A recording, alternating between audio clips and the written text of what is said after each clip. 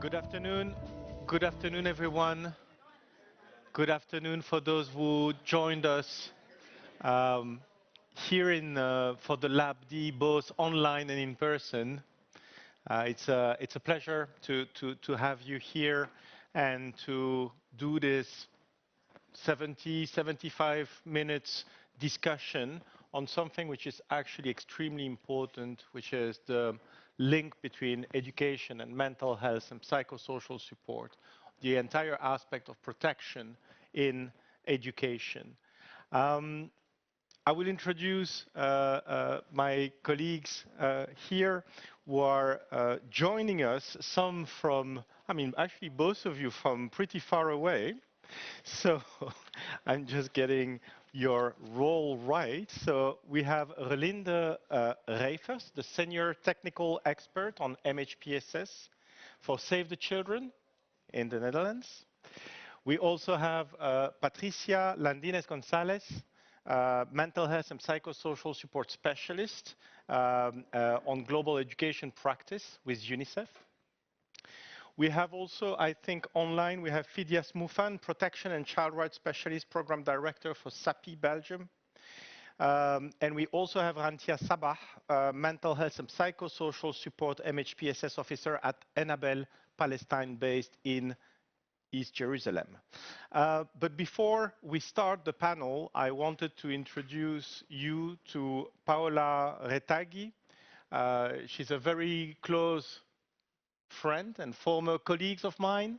So very good to see you, Paola, on the screen. Paola is the Chief of Education at the UNICEF State of Palestine office, in charge of education both on the West Bank, including East Jerusalem, and in the Gaza Strip. And Paola, if you allow me, I would like to give you the floor for, I would say, an initial introduction from your side on this panel discussion. Paola, the floor is yours. Thank you very much, Jonathan. Very happy to see you again. And thank you very much, colleagues, for giving me this opportunity today to be with you and just to introduce the UNICEF intervention in the Gaza Strip through the BTI campaign that we are implementing since the end of January 2027. 2026, sorry, already 1 year ahead. I have shared the PowerPoint, so maybe we can, voila, perfect. Just waiting for the document to come. And I wanted just to give you a brief overview of the current situation in the Gaza Strip for education, and then I will hand over to Patricia for the MHPSS component. Why education along with MHPSS? Because MHPSS is one important pillar of the integrated approach we are utilizing in the Gaza Strip to provide mental health and psychosocial support along with social-emotional learning to the children who have been, all of them, traumatized because of the war. So in a nutshell, the figures. We have the 97% of the school buildings in Gaza Strip that have been damaged or completely destroyed, and the remaining 3% is currently sheltering the IDPs. We have 700,000 children who lost the school year since October 7, 2023, so 2 consecutive school years, even though UNICEF provided and is still providing a non-formal education through in-person modality. And this was happening also during the 2 years of war. Unfortunately and tragically, during the war, around 800 teachers have been killed and more than 19,000 school children have been killed. But currently, we have 450,000 children receiving formal and non-formal education through the face-to-face modality that we are implementing along with the Minister of Education. I'm very happy that the Deputy Minister, His Excellency Dr. Nafier, could manage to be there in person with you. And we have also 298,000 students attending online And the main issue about the learning centers that we have established so far, they are more than 624, is that the so-called yellow and orange lines are keeping moving. So it means that the territory available in Gaza is shrinking, and we have some learning centers that are falling between the two lines, for which we have to put in place a safety mechanism and measures in order to ensure that children are protected. Of course, we are seeing a negative coping mechanism like child labor, like early marriage, teacher absentees because the teachers are not paid, and UNICEF is providing with monthly incentives to them. But the main negative coping mechanism is everything related to the mental health and psychosocial support. In the next slide, I simply put as a reminder the neutrality of education, so the school is not a target, and the same it applies for the learning centers. So we need to protect them, and every year I have to report under the resolution 1612 the monitoring and reporting mechanism to the Secretary General all the attacks against schools, not only in Gaza, of course, but also in the West Bank, where the situation is dire and unfortunately worsening on a daily basis. Now let's go back to Gaza. So let's see which are the main challenges in our emergency response. In the next slide, please. What we have is that there is a very challenging operating environment and limited humanitarian zone. As I was saying, the orange and yellow line are keeping moving, so the space available is shrinking. On top of this, there is the big challenge linked to the presence of trouble. Almost nothing has been removed. Really it's difficult to identify spaces where we can set up the learning centers. That's why our learning centers are operating on a double shift every day for 9 hours per week for each shift on the 4 core subjects, Arabic, mathematics, science, and English. And then we have 4.5 hours for the MHPSS and the social emotional learning. It's difficult also for the learning centers to have access to water, and for the children also to the school feeding. And the sister agency, WFP, is provided high energy district to all the children regularly attending our learning centers, but of course that's not enough for them because they really need to receive proper meals. There are challenges in procurement and importing, so the commercial goods when entering are significantly taxed. About UNICEF, for 27 months we have not been able to make the educational supplies entering because of course a child going to school, attending the school is a future person able to think, and this is an enormous risk. So everything related to education, including the curriculum, of course, is considered highly political. That's why our supplies were constantly rejected, even the first 2 months after the ceasefire. Only from January we have the school in a carton, the recreational kits and the ECD kits, the kits for the youngest children entering, but really they are like drops in the ocean. Other challenges are linked to the restriction of movements and the lack of fuel in those needed for the supply distribution, and of course for the monitoring and evaluations for the field visits. And there were also different approaches to the educational response across the Gaza Strip. The education cluster, which is the main body coordinating all the actors intervening in the education sector, is doing its best to ensure that there is harmonization among the educational response, but of course we are still a little bit far from this. We have 3 priority settings in Gaza, and these are directly coming from the Back to Learning campaign that, as I was saying before, we launched at the end of January. aiming at targeting the 700,000 children, so all the children between the age of 5 and 18 in the street. As UNICEF, we have a target of the 50%, around 336,000 children. So the first priority is to provide for these children from grade KG2 for the kindergarten last year to grade 12, so the children 18 years old, with a space of and learning equipment in classrooms or in permanent structures, which we call high-performance stands, with secure well and protected environment and wash facilities. We have an holistic approach, an inclusive approach with WASH colleagues, with child protection colleagues, with health and nutrition. So education is really the entry point, and the learning centers are the entry point to provide to the children all the services they need in order to heal, learn, and grow. The second priority is, of course, to enhance the quality of learning through targeted programming, and we have developed with Cambridge an accelerated learning program that we are going to start piloting in the coming weeks, and particularly also providing trainings to teachers on mental health and psychosocial support and social-emotional learning.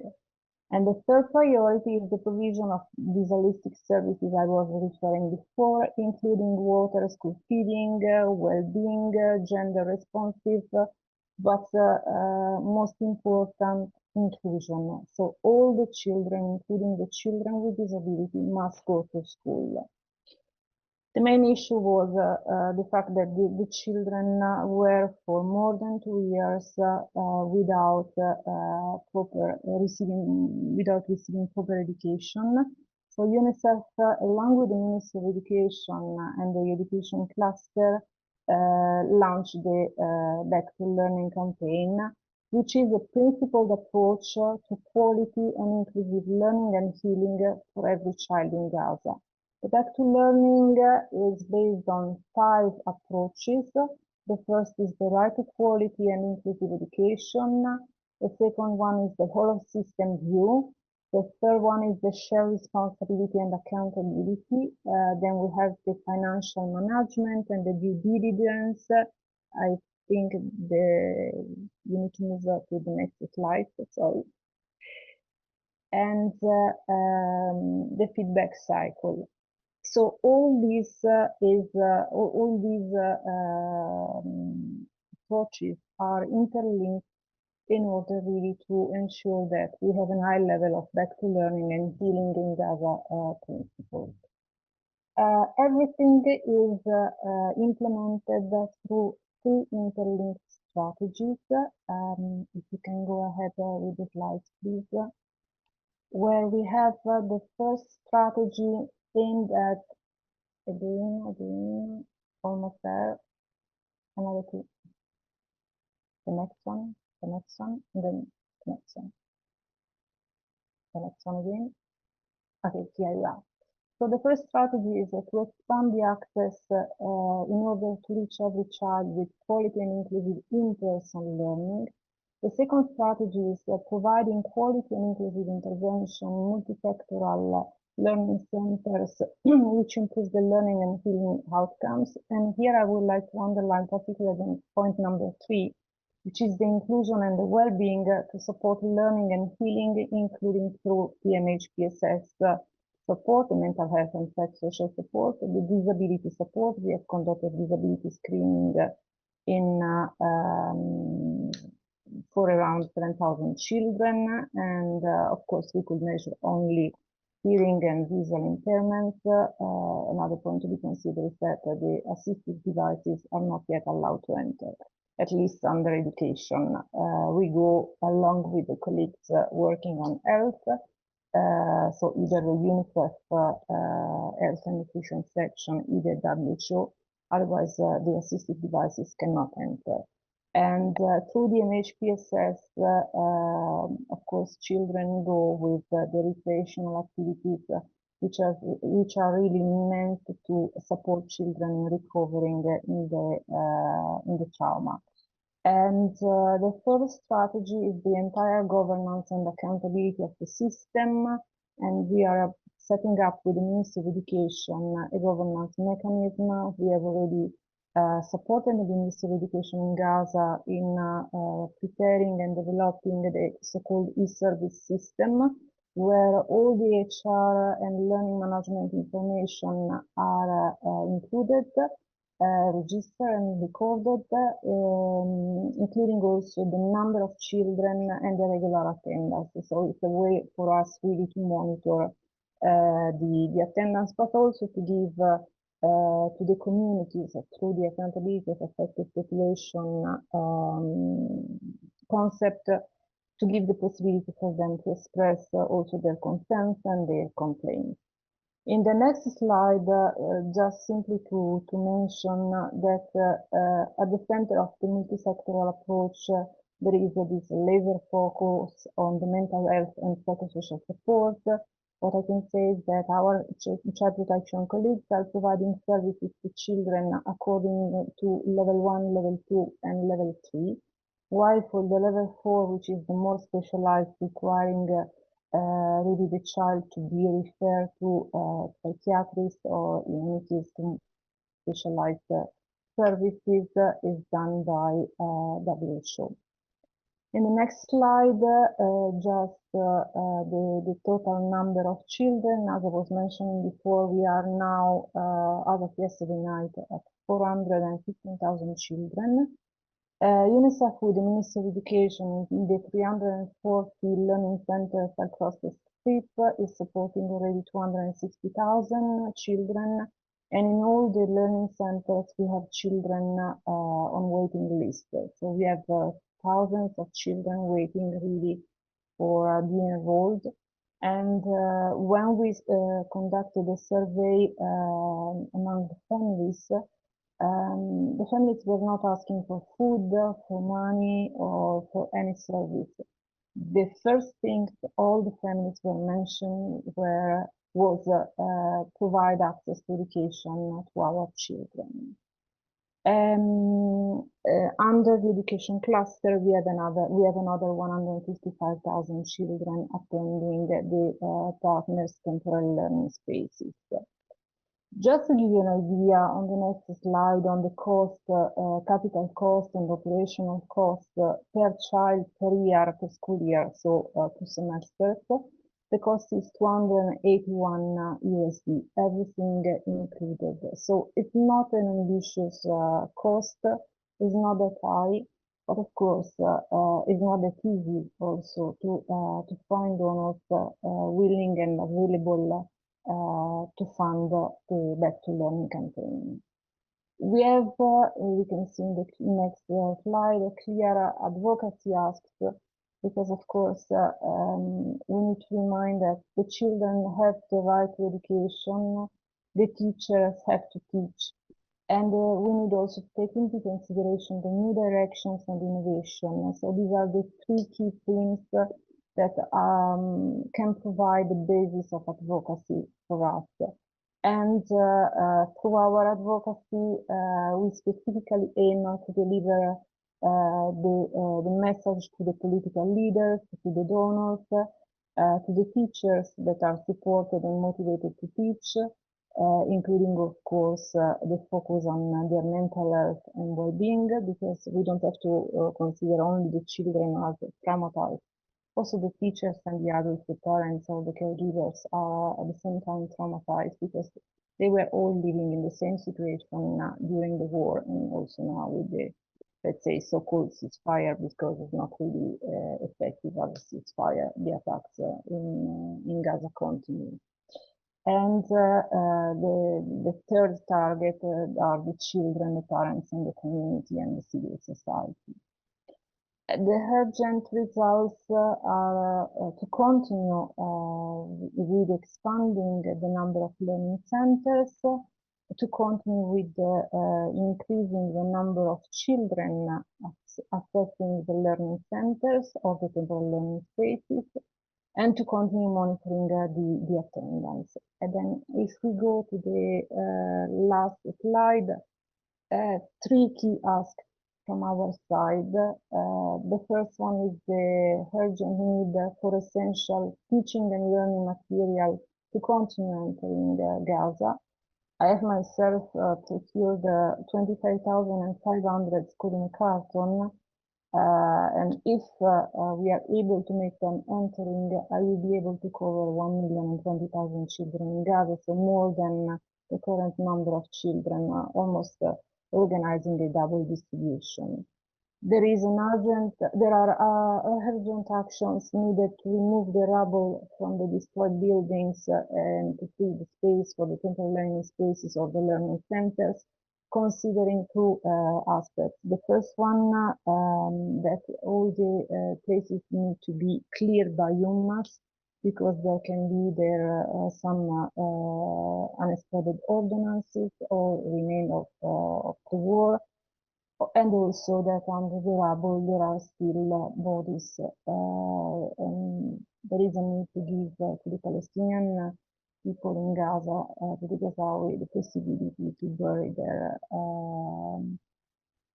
family members and to give enough space also for them to take care of the people who died.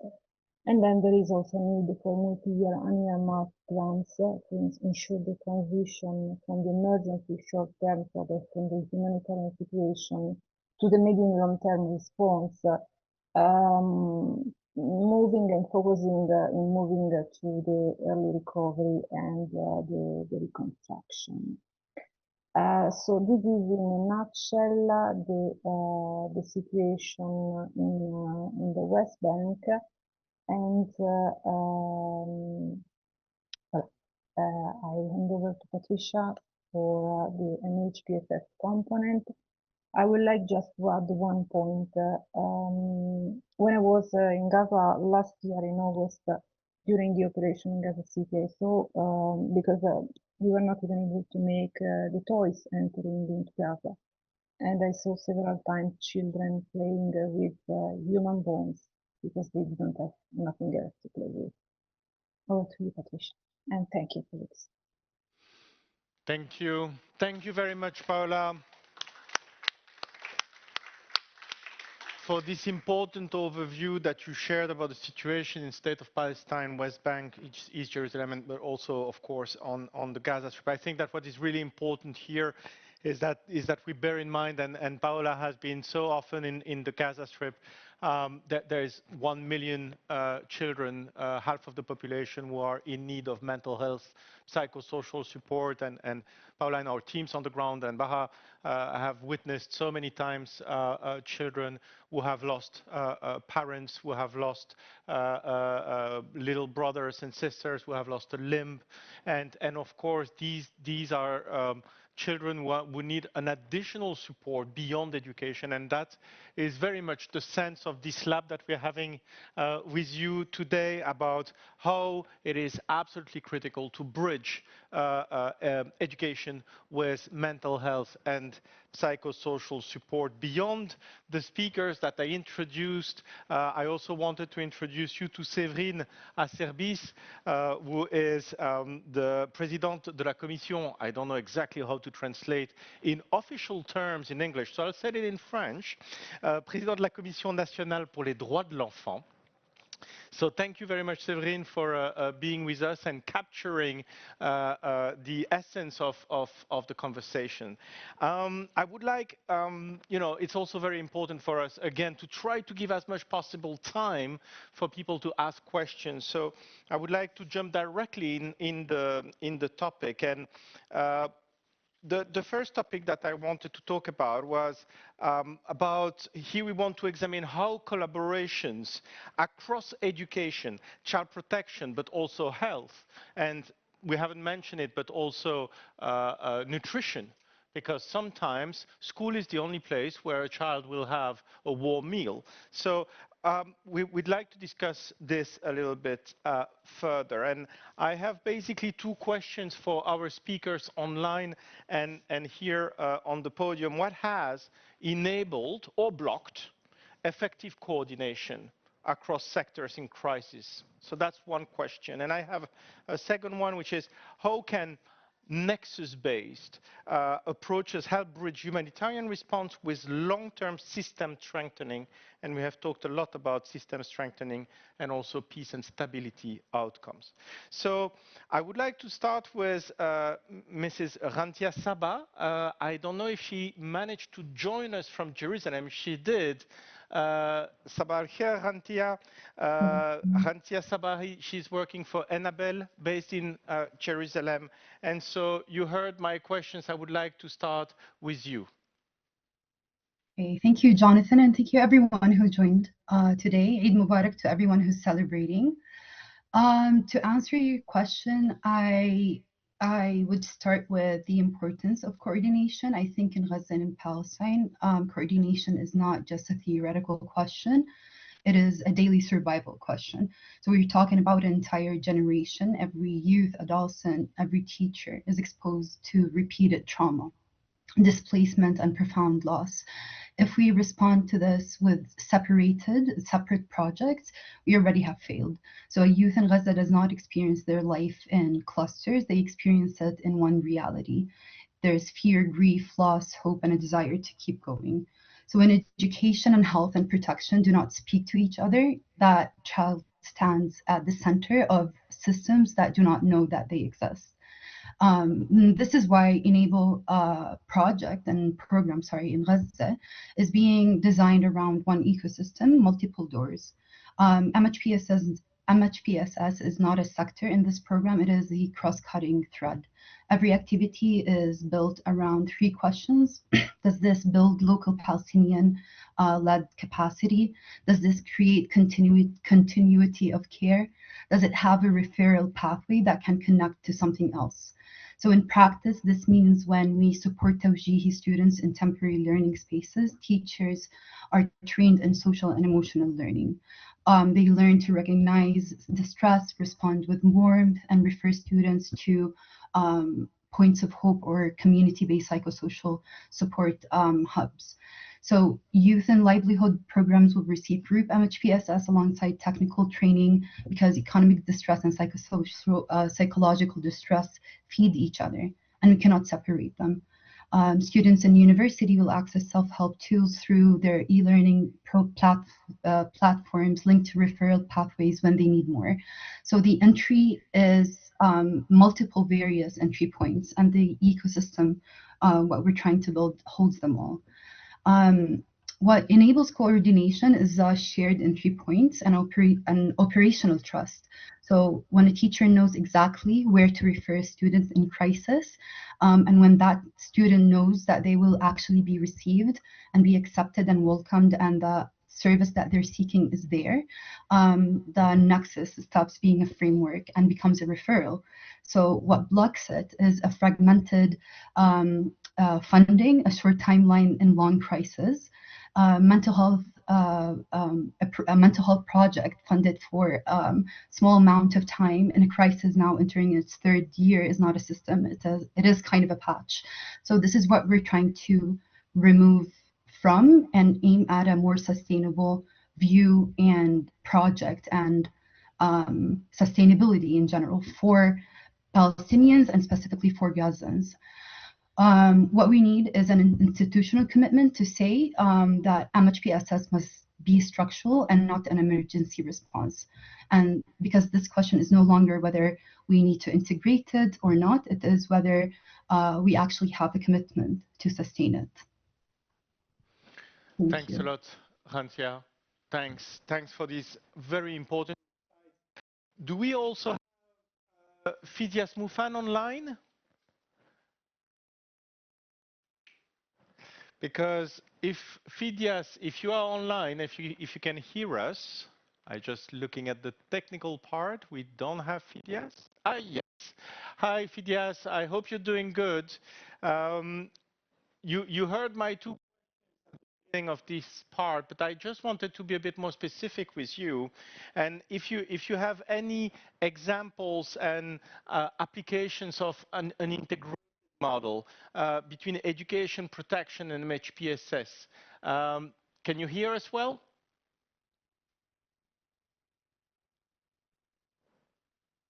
Perhaps you can. No. No. Okay. Fidias, unfortunately, we have now. Give it a try. Fidias, can you say a few words for us just to see if we can hear you?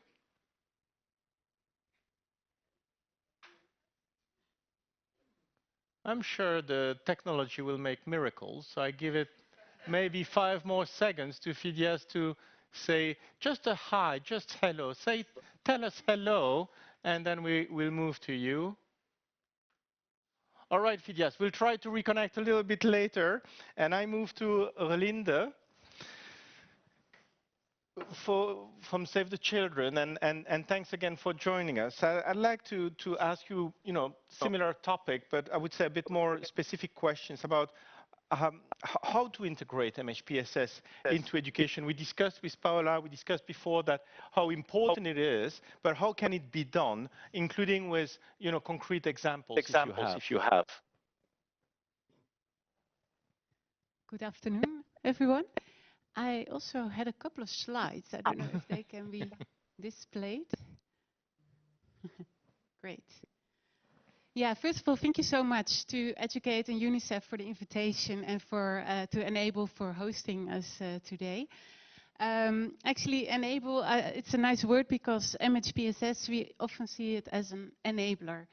We know from research that humanitarian action works better if we integrate MHPSS. We heard it before. So yeah, what I briefly wanted to touch upon is actually why is MHPSS so crucial for education? And we heard a lot of examples already. But for children, it affects the brain development and learning ability. It's important for emotions and behavior, broader development, cognitive, social, developmental. So there's a lot to it. At the same time, also when we do not address MHPSS in education, it can also be a risk in those same areas because if children experience adverse events, then this will have more impact. Next slide, please. Yeah, it's a bit small, I'm afraid, but here it demonstrates. Slides may be shared afterwards. It demonstrates again those different areas. So really crucial for a child development, both emotionally, cognitive, etc. And next slide, please. Actually, we were already informed by this overview by Paola. Yeah, this is the famous MHPSS pyramid, but now then linked to education. And again, it shows importantly to make sure that we have multi-layered approaches ranging from basic services, family, community supports to more specialized services.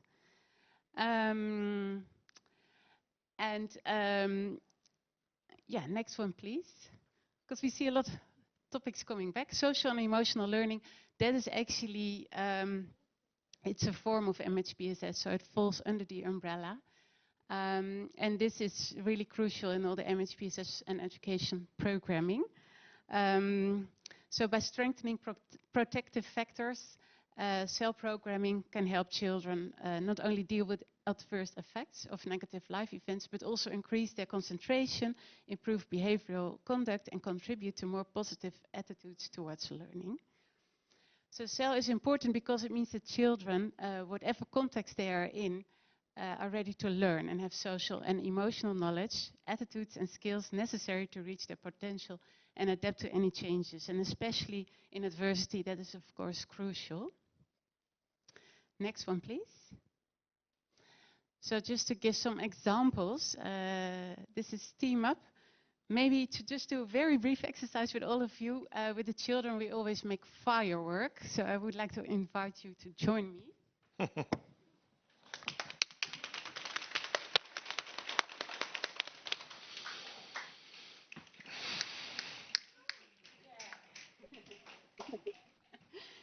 Thank you very much for that. A little energizer. So Team Up was actually developed by Save the Children, War Child and UNICEF.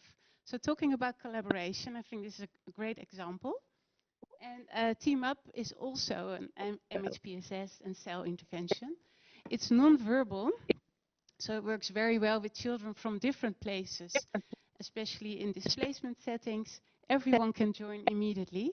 And you see it here in the pictures. They learn to work together, but they also have some relaxation exercises. So it's really to be more in the body and to be more connected to oneself.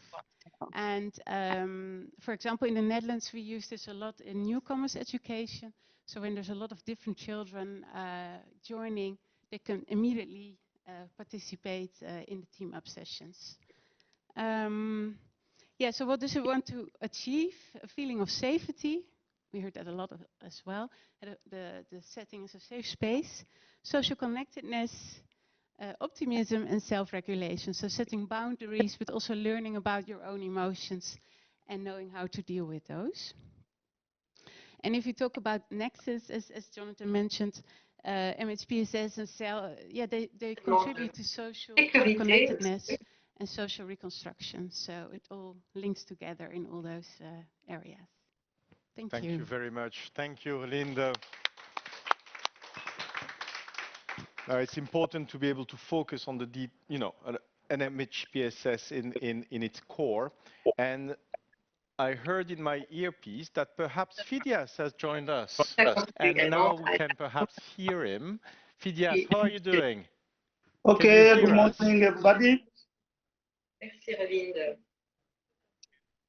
Hello, can you hear us, Phidias?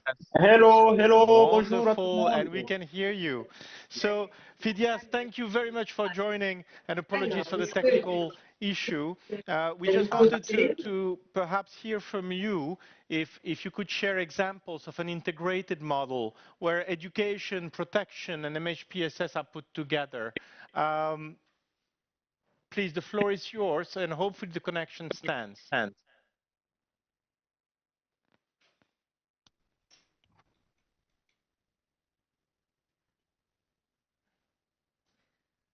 Okay, so perhaps, I mean, I think unfortunately that the connection is a bit too limited. We can hear your voice, and that's a real pleasure, but we can only hear bits and pieces. So unfortunately, we'll try a bit later, Phidias, and really apologies for that. Let's move on to the second topic on MHPSS as a core enabler for continuous learning, for the long-term education approach. And yeah, we want to explore how this can be a structural enabler of safe, inclusive and continuous learning, and not necessarily something which is parallel or an add-on, but a full integrated part of education. So I will have, again, two questions to frame, and then I will come to the speakers with, I would say, a bit more specific questions. But so one question is, how do education program balance urgent psychosocial needs, so the aspect of emergency when children are deeply traumatized, and that happens too often in crisis, with the need for sustained mental health support. So that's really one aspect. And then the second question is, what happens when MHPSS remains a bit framed as a first response intervention, not something which is conceived in a year-long or multi-year crisis. So these are the two questions, and I suggest we move to Patricia, who's joining us here from UNICEF. What's your global, systemic, I would say, perspective on these? Thank you, Jonathan. And thank you very much for Educaid and also our colleagues from Belgium to make sure we integrate this discussion when we're talking about education and emergencies, but also from a system strengthening perspective. And let me share with you a very ambitious vision that we have in UNICEF, is that as we ensure children, all children, have access to inclusive and quality education, we also want schools to be safe spaces, and also responsive to the mental health and psychosocial support needs of children, but also their teachers, educators, and if possible, also enlarge to work with caregivers. So very ambitious. And responding to your questions, of course, in emergencies, we need to respond to the immediate needs of children and teachers. Children, as we have heard today, need to feel safe. They need to feel a sense of normality in the middle of chaos. They need to have the support from the teachers. They have to need the support from their peers. They need to have this sense of belonging, and connectedness. But also we know by experience, we are all here in this room, that emergencies are a window of opportunity to make a very system change from policy to different interventions. When children, mental health is supported and the evidence is clear, schools are the better setting for mental health promotion and prevention. And this is not new, because we know that when children feel safe, engaged, and valued, they are able to engage better in their learning, and they feel comfortable in the school, and they feel safe enough also to express themselves and learn and grow. So for us at UNICEF, MHPSS interventions are part of a quality education.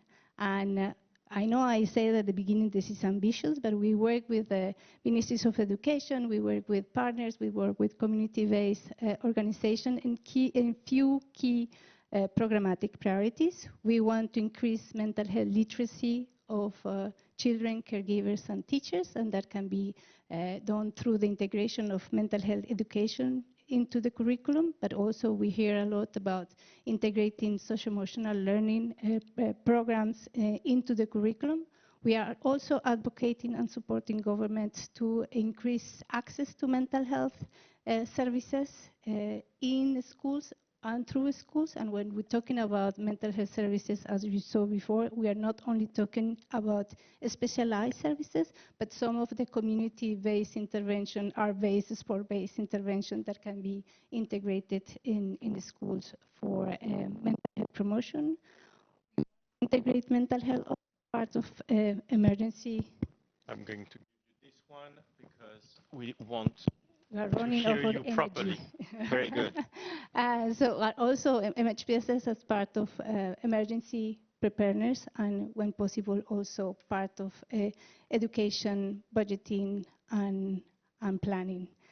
So those are the key strategic priorities for education, MHPSS in education from a system strengthening perspective. And it was music to my ears listened from this morning about the importance of working from a system strengthening approach while also responding to the immediate needs of children, making sure that we also take this opportunity to scale up and to increase access to mental health services as part of this holistic intervention. I will stop here. Thank you. Thank you very much, Patricia.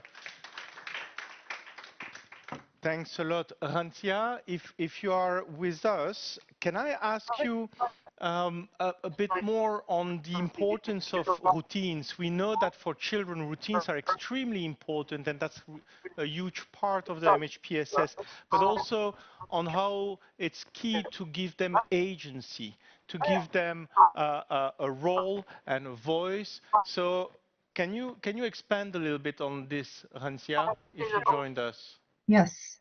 I don't know if you can see me and hear me. I couldn't see you, so I was a bit like worried Yeah. that we had lost you. That's here my precaution terms. No, Please no. go ahead. So for this, maybe I'm gonna have like a longer introduction, if that's okay, before I jump into the importance of routine. Maybe like a background context of Gaza. When we're talking about education in general, especially for Palestinians, but for children in Gaza who have lived through multiple wars and genocide, there's no clear clean line between crisis and recovery. So it is a continuous experience that children, youth, and even adults have been going through for years now. And that changes everything about how we design our responses and how we see education and MHPSS. I think the center is how we can frame education as a protective social infrastructure. So when we say a student sits in a tent, even with a weak connection, even there's barely any laptops, the routine, the peer beside them, the teacher who shows up and remember their name and ask them about their family. This is the community-based psychosocial support that we're talking about in practice. So education in any form is a safe haven. It brings the sense of safety from a structure and a routine that tells students that there is something predictable in a reality where almost everything else has been disrupted. So the routine here is an anchor in a world of uncertainty for children and for youth. The relationship, even with a teacher who shows up consistently, and it's not incidental, it is reflection of a safe, consistent connection that is one of the stronger mediators for a recovery for children and youth and students, especially in adversity. The sense of agency that comes from studying for your exam, from being able to have some sort of control in an uncontrollable environment, that you can put your own schedule, you can build on something, that you're actually being able to bring back the sense of hope that you have lost for almost 3 years. This is what the routine we're talking about. This is the community-based healing that we're talking about. So MHPSS also changes within these contexts. So the sense of agency that comes from routine, even for teachers, comes from studying again for your exam, from preparing when literally the world is burning around you. This is not just an academic or theoretical. This is practice, and this is exactly what people in Gaza has been doing. It is refusal to let the crisis define their future, and the psychosocial resilience that we're seeing, and it is based on the Palestinian culture of the community, of helping each other, of being there for each other, but also it needs the skills and the spaces to heal. And education and classrooms, tents, any kind of temporary learning spaces can be that kind of space, a healing space for children. Again, this is how important it is to have MHPSS as a core centering education and not just a standalone, even sometimes theoretical intervention or argument. So the risk of keeping MHPSS as secondary to education is not only a well-being risk, it is a learning risk. A chronic stress leads to measurably impaired memory especially for students or for children, impaired attention, executive functioning. So we cannot really achieve learning outcomes without really addressing the nervous system at first. And the nervous system can be addressed with minimal steps and with limited resources that we just talked about. And the grief in Gaza goes deeper than just losing a classroom. It does extend to grieving dreams, grieving goals, grieving the possibility about planning a future. When mental health here, mental health support and services, when they are kept separate from education, we accidentally tell students that learning and healing are two different things, and they're not. It is our responsibility, and we need to take accountability and a commitment to showcase the students and the teachers that this is our responsibility to design systems that know that it's not two separate things, that the education and the classroom is built on healing. And this is what we're trying to aim for. So I hope I answered your question, Jonathan. Thank you. You did. Thanks a lot, Ransia. That's also very, very impactful. Rolinde, there is one big element of MHPSS, it's the teachers. And the teachers themselves in crisis and conflicts are exposed to a very high level of violence. So what is at stake and what can be done with the teachers to integrate this even more in education? Thank you, Jonathan. And may I go back slide deck, please?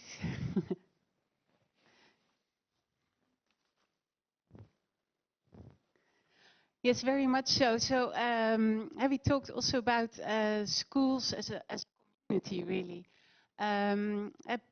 Parents come there, teachers, children, and it's in the benefit of all to have a safe place, a supportive environment. Yeah, one further, I think. Yeah, great. Thank you so much. So yeah, actually, it's in humanitarian work in general, but also for teachers for sure to have attention for staff well-being, and to make sure that teachers also know how to take care of themselves, of each other, but that they're also capacitated with skills for that. That they have PFA skills, psychological first aid. So that they really are also encouraged and mentored to take on this role of being a supportive teacher. So yeah, it takes a village to raise a child, and actually a school is also really like that. So what I wanted to briefly share was an example again, because I think that it always gives some image to it. This is HEART, what you see here, healing and education through the arts. It's also a psychosocial intervention and can be very well implemented at schools, at child-friendly spaces. And it basically uses art in all its forms, so painting, drawing, music, as a starter for conversations for children, for adults, if they want to. It's very open, and it also has some meditation, relaxation exercises. And what we heard from the countries where we work is actually an approach like this really changed the relationship between teachers and students. They built trust, but they also got to know each other in a very different way. And for teachers and both children, it was great to have something that is not judged, not graded. It's something to work on and discuss together. Yeah, and contributes to a safe environment at school. And maybe nice if we talk about system change. For example, sadly, Save the Children office in Georgia had to close. But the Ministry of Education took on this approach in the curriculum for all schools. We heard some examples like this before today, and I think this is really helpful if we talk about sustainability. So, yeah. Thanks. Thank you. Thanks a lot, Relinde. It's time also to move now on the third topic, which I think is also important in line of what was discussed before, between, there is an action that is done at tactical level on the spot, but it's also important to be strategic. And to be strategic, we need to address how MHPSS is integrated into education systems. So I would like the colleagues here to tell us about experiences on how integrating MHPSS into education systems went well or didn't go well. And I would like to start with you, Rantia, if you can give us some insights on your experience on that, on the integration in education systems of MHPSS. Yes. Can you hear me well? Because I have an echo. Very well. Extremely well. Perfect. So I'm going to talk more about the Enables project in Gaza Crisis Response Program. So what we're planning, the current and the future. I'm going to start with saying that the main idea that we're designing in Gaza starts from one honest acknowledgement that in a prolonged crisis, we cannot design as if emergency response, healing, and recovery happens in a separate phases. So in more honest phrase, you cannot tell a Palestinian child, a student, or youth that first will help you survive, then once things calm down, will help you heal, and then after you heal, will help you learn. That doesn't make any sense. For us, we're trying to integrate it all at once and parallelly and systematically as we are hoping, but also from Palestinians to Palestinians, so it can be impactful. So what we are doing for Palestinian youth who have lived multiple cycles of war and violence, there is no such line, as we said. So we're trying to have the healing and learning to be parallel. And the grief in Gaza goes beyond just losing a classroom, as we said. It grieves the dreams and the goals and the possibility to plan a future. Our role in Enable and every program that we're designing is to create these conditions that makes learning and recovery possible together. So our anchor is that our MHPSS project is based on, well, now it's a pilot, so we're hoping that we can extend it. It's called Points of Hope model, implemented with our partner, Gaza Community Mental Health. These Points of Hope are community-based safe spaces, youth-friendly, peer-led. So they're young people ages from 15 till 29 can come in with main 4 corners implemented in each hub. They can join a group session, a group therapy session, do something creative, art therapy, drama therapy, talk about what they're carrying, what kind of support they need, peer-led group therapy even.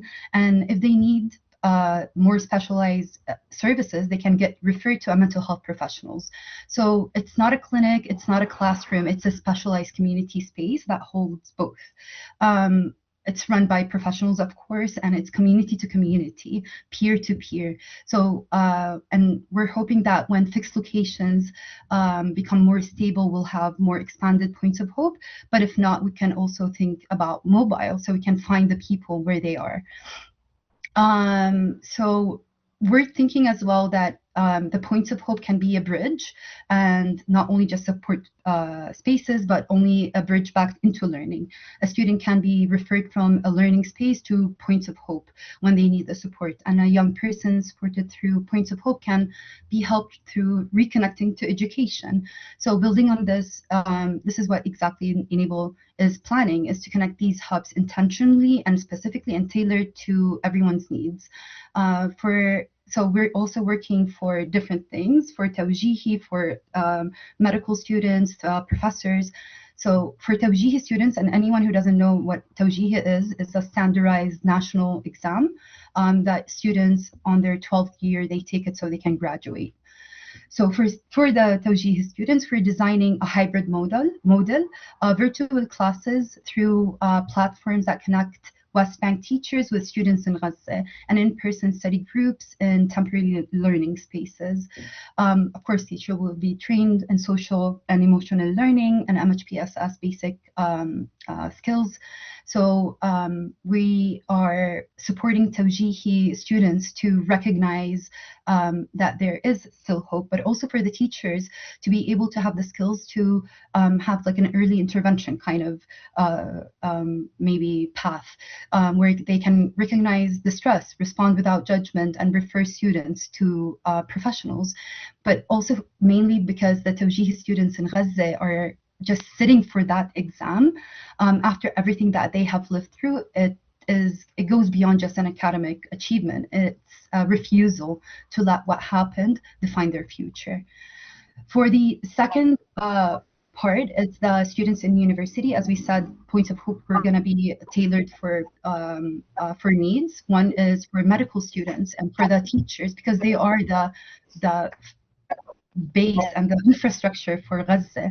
So we're developing a crisis-adapted digital education model where psychosocial self-help tools will be embedded directly into e-learning platforms. We are also working to integrate psychoeducation models where psychosocial self-help tools will be embedded directly into e-learning. Can you hear me? Yes, we can still hear you. Sorry. Sorry. Yep. So we're also working to integrate psychoeducation and trauma models into curriculums so that even professionals that are supporting today to understand that it's not just the clinical side, that the human side of mental health matters. And the vision is one connected MHPSS ecosystem. Regardless of which door we're going to knock, there has to be a door for each young person to enter. A learning space, a university, a livelihood program that they will encounter support that is consistent, trusted, connected to everything else. Not just a different project each time, like one ecosystem. Thank you. Thanks a lot, Rantia. I would like to ask Relinde and Patricia very quickly if you also have suggestions on how to embed MHPSS across system components from education. Perhaps Patricia first and then Relinde. Okay, I have also a presentation, if you can please help me with the presentation, but just also if I can pick up from the last question, if you allow me, you ask what is working well, and I have been working on the space for a few years, and I don't know if you agree, but recently, especially after COVID, I see that we are integrating MHPSS in discussions like this in forums. We are seeing increased evidence about mental health across sectors. We also understand mental health as a cross-sectoral issue, with each sector with a specific responsibility and responding to the diversity of children and mental health needs. We see more youth engagement in developing policies. We see integration in national. There's a still long way to go, but there's also improvement. There's policies that integrate child and adolescent mental health across sectors. We see also a lot of interventions that have been developed over the past year, like Team Up. I will show another one. So there is progress, I think. And we have, if you can put the slides, please, if it is possible. I can show you an example of also cross-sectoral and cross-agency collaboration, and I think that responds to the question we had before about what can we do and prioritize with, do better with less. So there is a new guidance. Next, please. Sorry, I'm just trying to rush. Next. Yeah, this one. We have the MHPSS minimum service package that was developed by different agencies that actually, give us the clear 22 activities like the minimum service package that should be integrated in emergency response, not only for education, but for child protection, for GBV, etc. Next, please. So another example of advancement in the field. And I just want to focus specifically on the MHPSS activities, priorities in the education sector. First of all, including MHPSS in education assessment. Quick example, in Poland, they were receiving refugees from Ukraine, and UNICEF, of course, with the Ministry of Education and other partners, integrated some questions for teachers to understand what were their needs in terms of capacity to receive learners from Ukraine in their classrooms. And based on this initial assessment, our digital curriculum for teachers was developed, so they were gaining the skills to welcome children from Ukraine in the schools, and also responding to both the learning and mental health needs in the classrooms. Coordination, I think we mentioned before.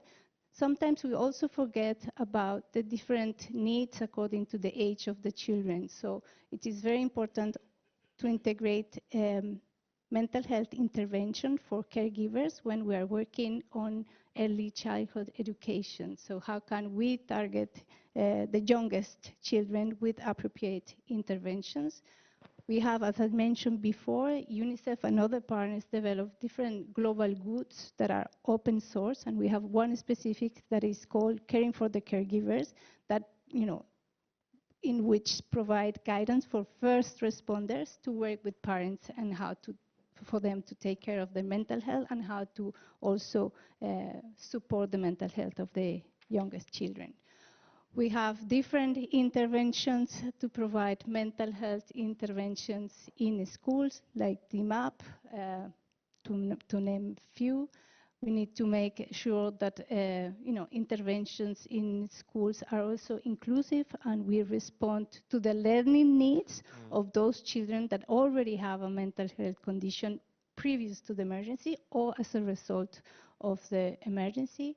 I forgot to mention before, but of course the workforce development. How can we provide helping skills or training to increase or strengthening the helping skills of teachers, but at the same time, and this is also some improvement I have seen in our space, how we can take care of the first responders' mental health, including teachers. Schools are also like the key platform to pass or communicate, they provide information for caregivers about the impact that the emergencies can have on themselves, on the children, to normalize some of the normal reactions to very stressful and abnormal situation, and also to have clear information about when and where to seek for help if that's needed.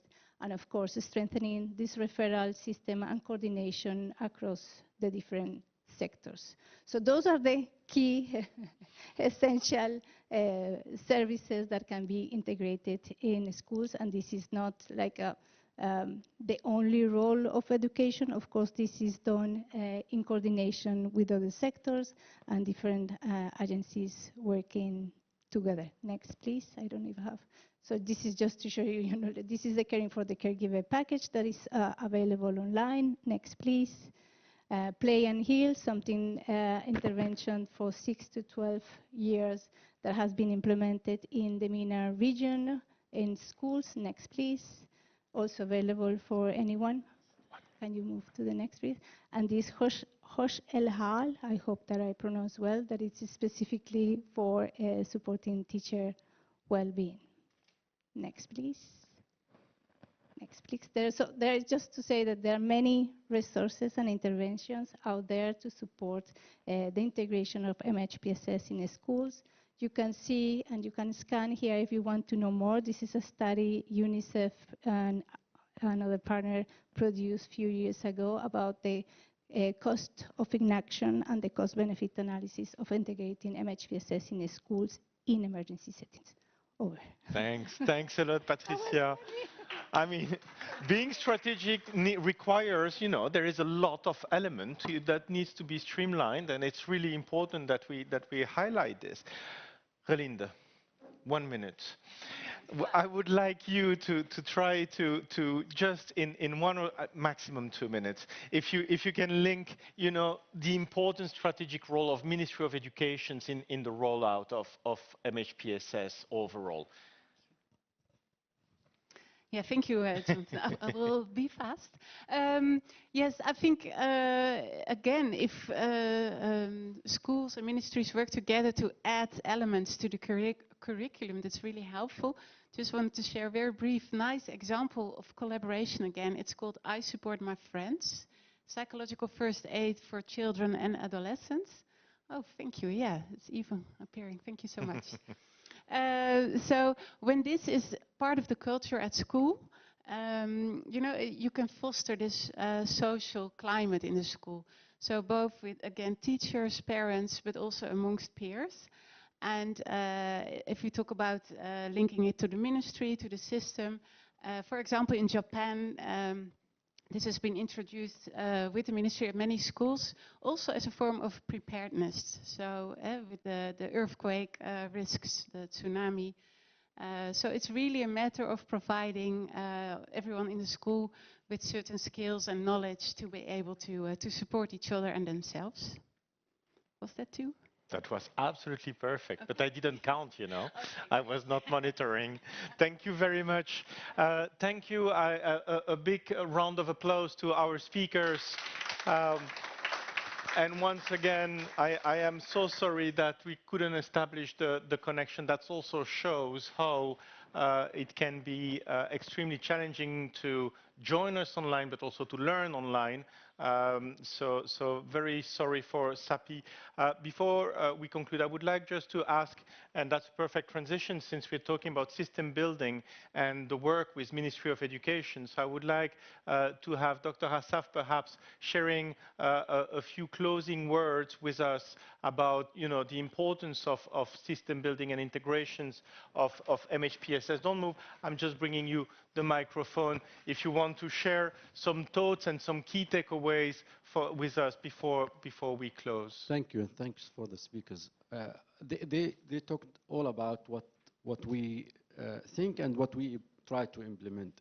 So it's the one approach, whole approach. So you cannot separate the healing, psychosocial from education, and what's our colleague from Jerusalem mentioned, it doesn't work for the Palestinian. But to work on the system, which we have been talking from the morning, is really to go back to the most important element of the education, which is the teacher. How we can empower teacher within the curriculum, and we call the teacher in Palestine the moving or the life curriculum. So empowering the teacher with those type of activity, training on psychosocial, first to support themselves, because they face the trauma that everyone faces, and then how they can assist and help their students to get out from the trauma so that they can really be able to focus more on the education. Now, in the case of Gaza, which is 3 years, case of, for example, DRC, we also this morning had from Ukraine, those crises which takes long time. It needs more strategic actions. It needs more coordination with the different partners so that not each and every partner will go to implement his own theory or believe in how to support the students and the teachers. You have to have one plan. Everyone should put his effort and the resources in this, on implementing that plan so that the effectiveness of implementation will be much higher. And this is the approach we took at the Ministry of Education, is one approach, coordination, empowering the system by empowering the teachers and the counselors. Thank you. Thank you very much for your interventions. I don't know if we don't have really time for questions. I think that the other session is going to join us. And then we will have maybe 2 minutes or 2 questions. If anyone has questions for our speakers here or for anyone.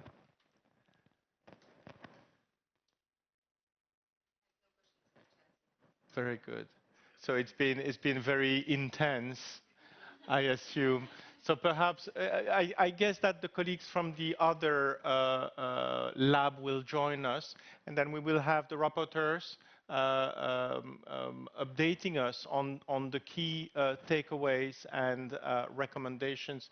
So I suggest to close for now and to reconvene in 5 minutes, just the time to get a glass of water and then to reconvene. Oh, please. One firework? Yeah, and one firework before the water.